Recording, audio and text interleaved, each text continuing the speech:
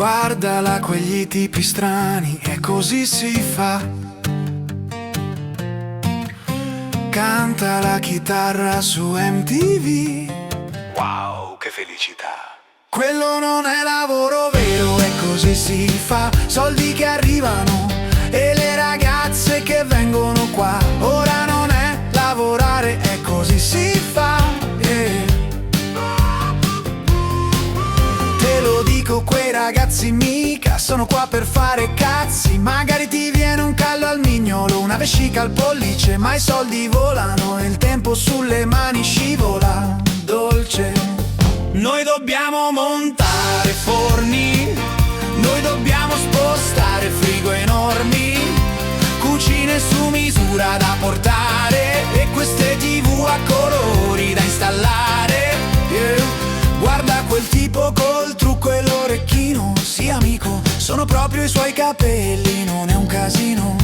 Quel tipo ha un jet privato parcheggiato, quel tipo lui è miliardario, mica che sfigato. Noi dobbiamo montare forni, noi dobbiamo spostare frigo enormi, cucine su misura da portare e queste TV a colori da installare.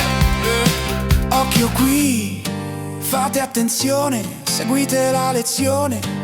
Avrei dovuto imparare la chitarra, avrei dovuto battere più sulla batteria. Il cameraman pare che stia in compagnia, forse un po' di fortuna anche per me arriverà. E lui lassù, ma che cos'è?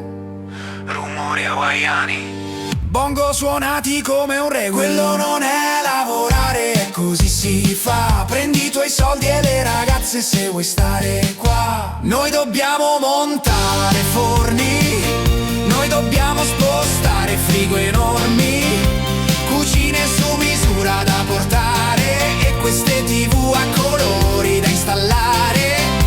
Ascolta bene,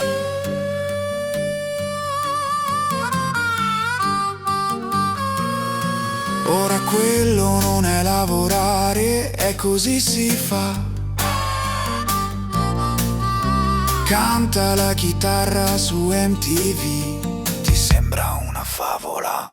Quello non è lavorare, è così si fa. Soldi per niente, le ragazze gratis qua. Soldi per niente, ragazze gratis. Che felicità, prendi i tuoi soldi per niente, le ragazze gratis. Per niente, ragazze gratis. Soldi per niente, ragazze.